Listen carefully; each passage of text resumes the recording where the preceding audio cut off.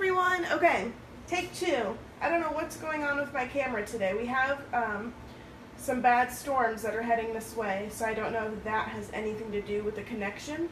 But if I lose you guys, or if you lose me, we will figure out a way to make this work. So let me just make sure that I am connected. It says we're connected. Let's see. And this is Boho Glam Part 1. I'm excited. It's going to be a great class. Okay. I can see, hey Ashley, can you see, is this clear enough for you on your end? It looks extremely distorted on my end. Don't know what's going on here. I see in here, hey Wendy. Alright, is it pixelated or is it like a normal, like the rest of my videos? Because for some reason it's very pixelated on my end. Yep, clear, okay. So it must just be an issue on my end. We are going to go ahead and just keep going. And if you guys have any issues at all, just let me know and I'll go ahead and stop and try to figure out what's going on. Clear? Okay, awesome. So, you guys, this is the most anticipated class this month. I know a lot of you guys have been waiting. I will go ahead and just give you a few guidelines for when you start your own boho piece. It is best to find an ornate piece.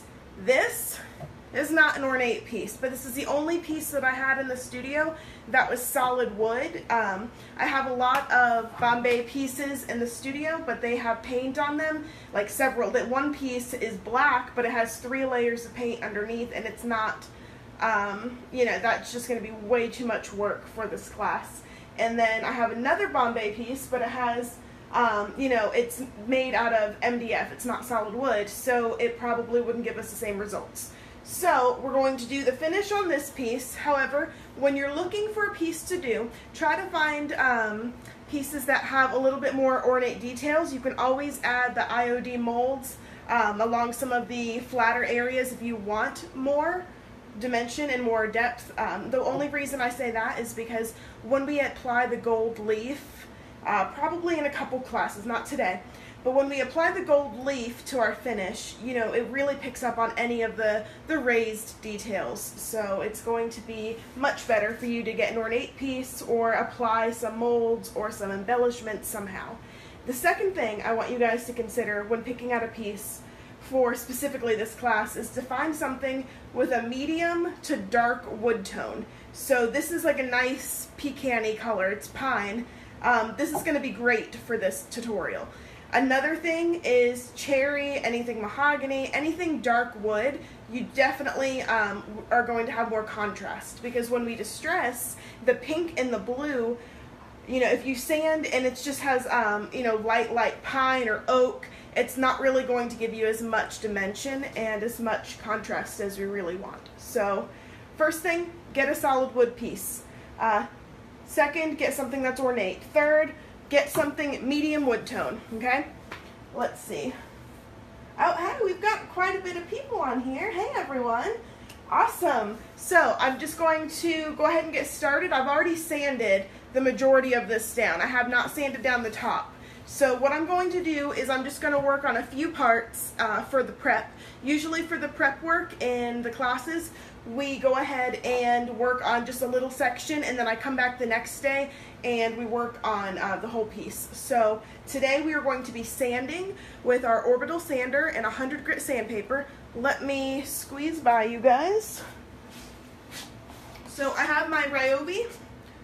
What? That's backwards. It's still backwards for you. I have my Ryobi sander, and I'm going to hook up my shop vac to the back right here, so that way it sucks out all of the dust.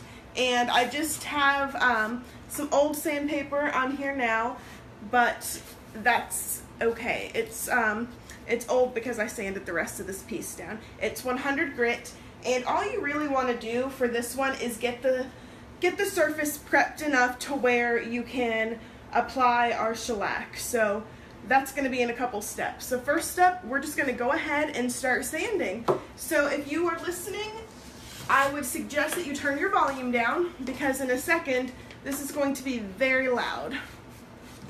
And if I could find my mask, or I still haven't found my nice respirator. And that's frustrating. Because you spend a lot of money on supplies and then you move and you lose everything. So I'm just going to have to use a little face mask if I can find one of those too. Give me a second. I don't even know where that is. Good Lord. Okay, so I'm going to do something that is terrible and I highly do not recommend. I'm going to start sanding without a face mask because I don't even have that. And I don't know where they are.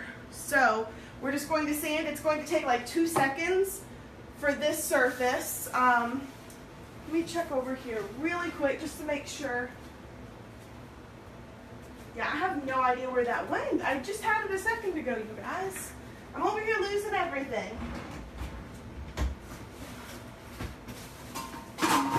Yeah, I don't know where that went. That's okay. We're just going to keep rolling with it. So, excuse me, I look a hot mess. You probably will not see me in this video, like most of them, and I don't care. All right, so the vacuum turns on.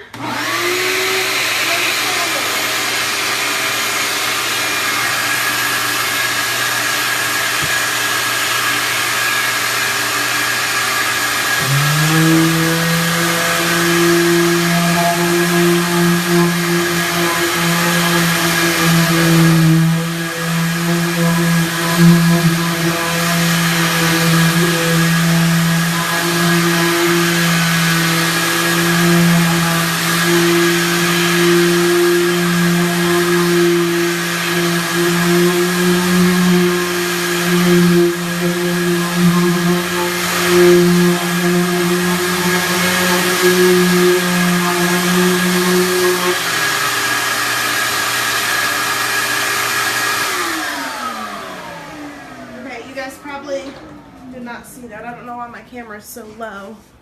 Can you see that okay? I feel like you can see it okay.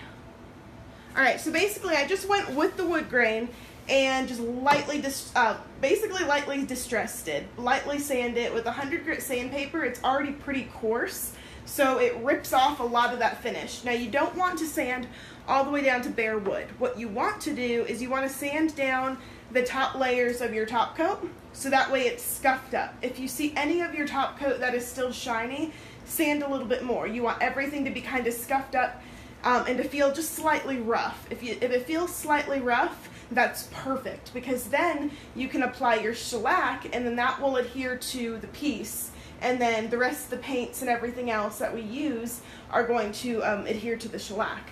So if that makes sense, I think it makes sense. If you have any questions, just let me know. So what else I did, good Lord, that did not make sense. The other things I did was I just sanded, same thing with the Orbital, all the way down on all the shelves. Basically, I did this entire piece before we came on camera. So what you want to do for the smaller areas that you can't really hit with an Orbital, or if you have any ornate areas that you don't want to ruin, you can go ahead and grab some sandpaper, and I get a little piece like this. It's our Pro sandpaper, and I just fold it in half. Okay, well, just fold it in half, just like that, and it's really easy to hold in your hand, and that way you can just kind of grip the piece wherever you're working and just lightly scuff.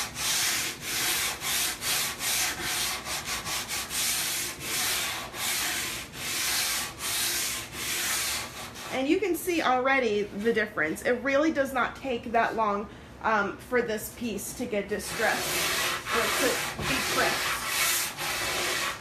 And the reason we're sanding is we just want better adhesion. You know, it really doesn't take very long. And it just really helps your paint and everything else that you put on this piece to adhere.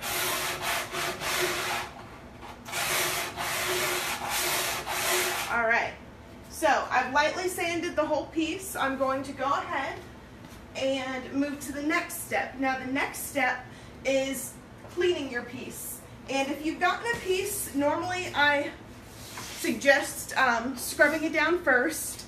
wiping it down with TSP and water, and then sanding it, and then just cleaning again. For this piece, it was not that dirty, but I did just quickly clean it. And TSP is trisodium phosphate. It's basically an industrial cleaner, and it helps remove grease and debris and all the nasty gunk that's in your furniture. And I use this on cabinets, I use it on furniture, I use it on built-ins. Any surface that you want to paint, TSP will be amazing. So I'm going to go ahead, I already have it mixed, I'm going to grab the bucket. You want to fill your bucket with warm water, and then mix in your TSP.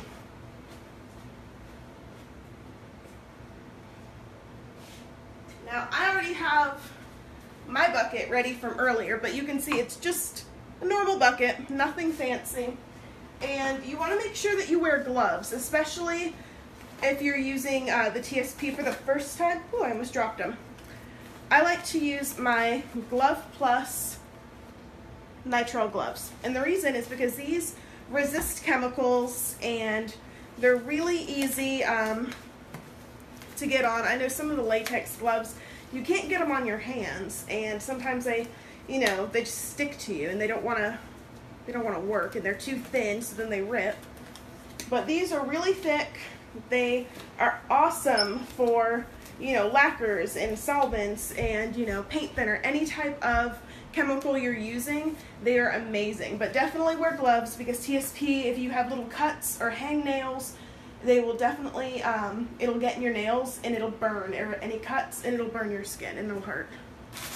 So I just get some sponges. I get these from the dollar store. I hope that you guys can see. I feel like I'm off camera just a little bit, but it's okay. Get my sponges, and you just want to saturate it in your TSP. I'm doing this off camera because there's not really a good space to do that. And then you want to come over here to your piece, and you just want to start scrubbing it down, okay? Just start scrubbing down your whole piece, just to get all the dust and the excess dirt and everything off.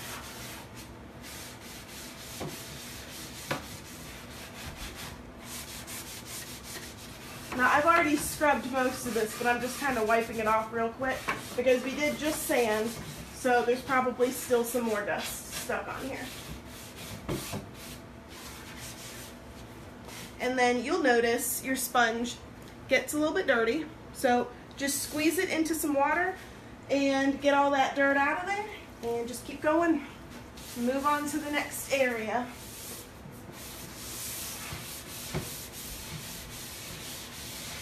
Alright, let's see, we've got some comments.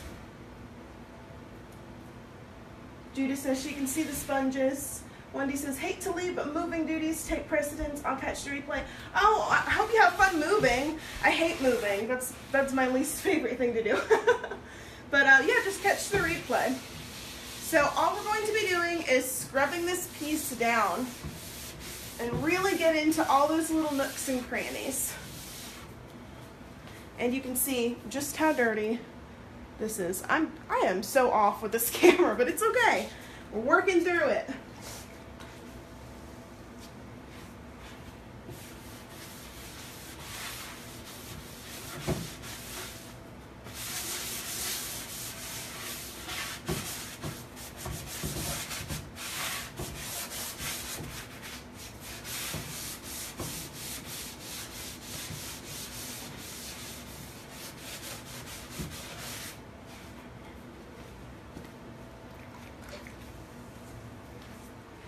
Do you guys have any questions so far? Hey, Cindy. Whew. Okay. Let me know if you have any questions at all. That is what I'm here for.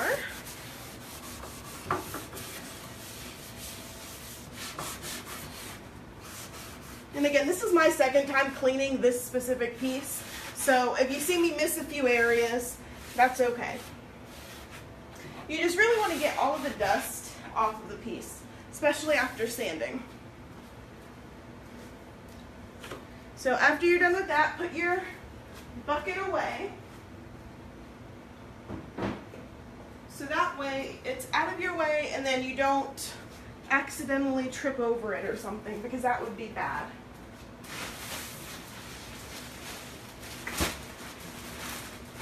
I'm grabbing some terry cloths. They're just basic white terry cloth towels, and I'm going to wipe off all of that excess TSP and water.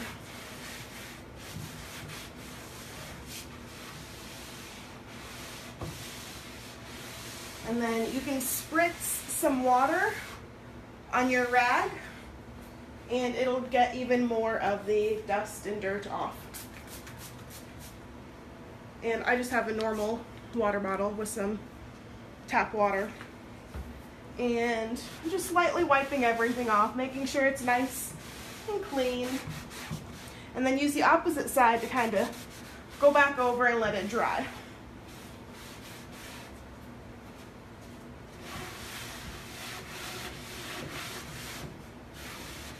And it's not necessary to rinse off the TSP, but I like to, just because sometimes you get a little bit of residue. On this piece, there's hardly any residue, so I'm not too worried about this at all. Okay, so usually I like to wait a few hours. Let this dry, let everything, you know, this is pretty dry, but it still feels a little bit damp, but it's okay. I like to wait a few hours. And then I apply my shellac. Can you guys see that? I know it's backwards, probably. I apologize. So shellac is going to help with bleed through. So especially if you're using, like I recommended, getting a darker piece of furniture, that's going to be cherry or mahogany, you're going to have a lot of bleed through. With pine, you're going to have yellow spots. With mahogany, you would have red or pink spots, especially if you see any knots, like right here. And there's a few down here. Anywhere you see the knots in the wood especially, that's where you're going to have a lot of bleed through issues. So it's really good to use a shellac-based primer on your pieces, or for this case, just clear shellac. And I'm just going to apply it using a basic little chip brush. These are my favorite. I go through a couple cases of these a month because I use them so often. And you just want to pour your shellac into another container so that way you can prevent any contamination.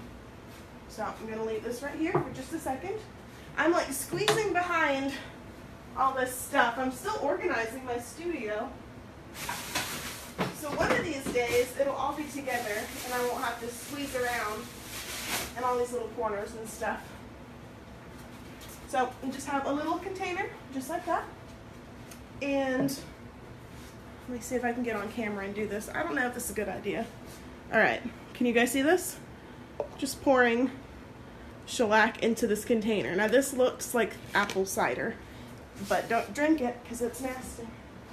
Alright, so have a little bit of shellac, and you don't ever want to double dip, whether it's shellac or primer or paint. And by double dipping, I mean using the original container and trying to paint from that, because it's going to cause contamination, especially with all the dirt and debris that are already on your pieces, especially if you don't prep them the proper way. If you paint and then dip into your can and then paint again, it's going to just cause a lot of cross-contamination. We don't want that. So what we're going to do is just start applying the shellac. Now what you'll notice is your piece is going to look shiny, and it's going to look like there's not as many sanded marks. So it's completely fine. But basically what shellac does is it kind of restores the way the wood looks. So it'll bring it back to like a really nice, pretty finish, even though we sanded it. And you guys can see almost immediately what the shellac is doing.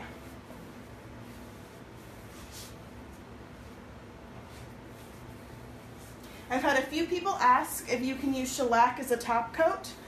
You can if you want to, but it does yellow. I would not recommend it. What I like to use it as just like a sealer, just like I'm doing right now, so it seals in any of that wood grain and any of the tannins in the wood. So that way you don't have ugly spots coming through after we're done painting, because you never notice it until after the top coat goes on, and it always is a horrible feeling when you've spent all this time, you know, painting and you know, doing your finishes, and then all of a sudden you have these ugly marks on your furniture.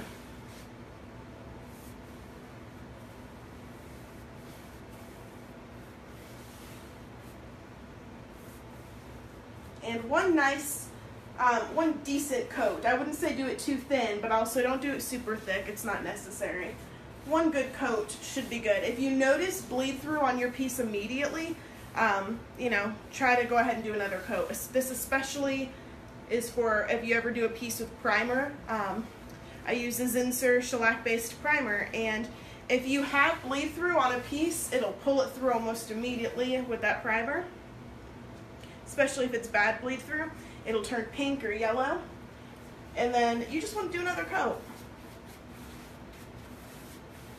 You guys still doing okay? I don't know if there's questions or not. The tablet's kind of across the room, but all I'm doing is applying a nice layer of shellac.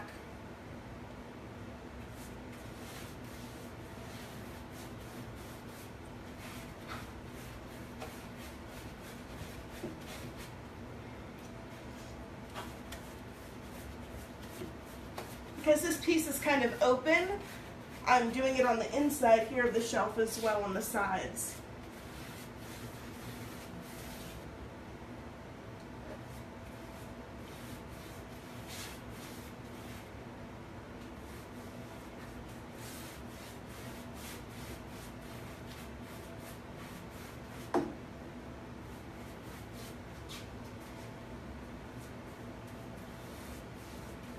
Sorry, I'm like behind the piece right now because it's easier for me to work and for you guys to see if I'm behind it, kind of.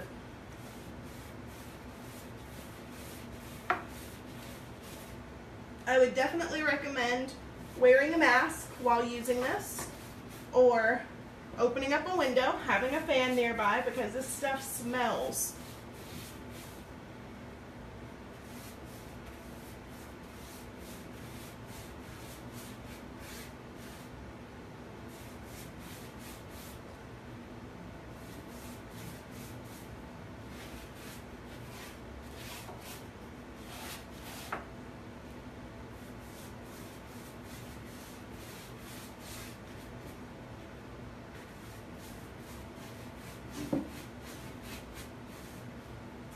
All right, how are we doing? Do we have any questions?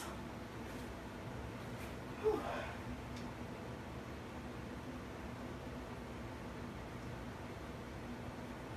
Cindy says it's a cute piece. Thank you. Judith says, finally catching you live. Thanks for the running commentary. Much appreciated.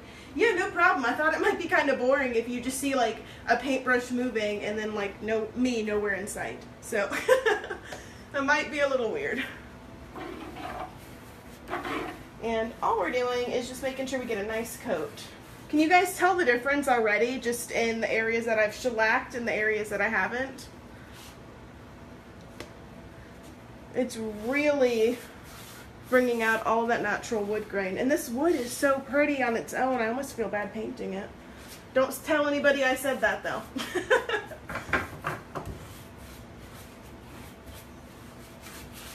So I think this piece would be really cute in that finish that I just did, the industrial boho. So I think after I'm done painting it in the boho finish, I may go ahead and add some extra colors to it. What do you guys think? If it turns out really cute as like the Boho Glam finish, I'm gonna leave it. But I don't know. If I decide to keep it, I might add some extra colors. Now, what I'm doing with this piece is leaving the hardware on because the hardware doesn't come off. But if you're working on a piece, you definitely want to remove the doors and the drawers. Ow, that's... Alright, so that's stuck, but that's okay. I'm like trying to get all these little areas, but it's okay. I'll go back after, you know, after I'm done with this live, I'll go back and fix some of the areas. And I'm literally going directly over the hardware, directly over everything. Really just getting a nice thin coat. Nice even coat, not too thin. Okay, do you guys have any other questions? Because this is the first video, but it is about to end, unfortunately. I'm sorry. This is basically all of the prep work that we are going to be doing on this piece. And the reason for that is because we're not doing a primer, and you know, we've already sanded and cleaned and we've done shellac, so that's pretty much all we need to do. So when you're done with your shellac, I like to wait at least several hours before I even apply paint or do anything else. So that's why, you know, when I do these videos, I break them up into several segments. The first video is always going to be prep work that is specific to the piece that I'm working on. Let's see. So I see a couple comments, kind of. I don't actually know. But my camera is held up by this little contraption, and it covers up all the comments on my phone, but it allows me to see all the comments on my tablet. So if you guys have any questions at all, just let me know. We're going to go ahead and go live again tomorrow. By that point, everything will be shellacked, and I'm going to have our base coat on, most of it. So the base coat is that teal color, and I'm going to go ahead and do a really nice coat of teal, 2 coats actually, but I will show you exactly how to apply that, probably on one of the sides here, and we can go ahead and work on layering the teal and the pink, and then the next class will be the day after, and we'll go ahead and finish up everything. So if you have any questions at all, just let me know. Cindy says, thank you, you're amazing. Oh, thank you. I try to break these up so that way you guys can really get a full understanding. If there's any questions at all during any, you know, any part, we can stop and kind of address them. So that way nobody gets left behind. Nobody is kind of wondering, you know, what steps did I miss or whatever. So anyways, this is the piece. To wrap up, we sanded with 100 grit sandpaper. We did our TSP and water mix, scrubbed the whole piece down, wiped everything down with our white terry cloth towel, and then we went ahead and did a thin layer of shellac over the whole piece. Alright, so that's it for today. I will see you guys tomorrow at 3 p.m. Eastern Time.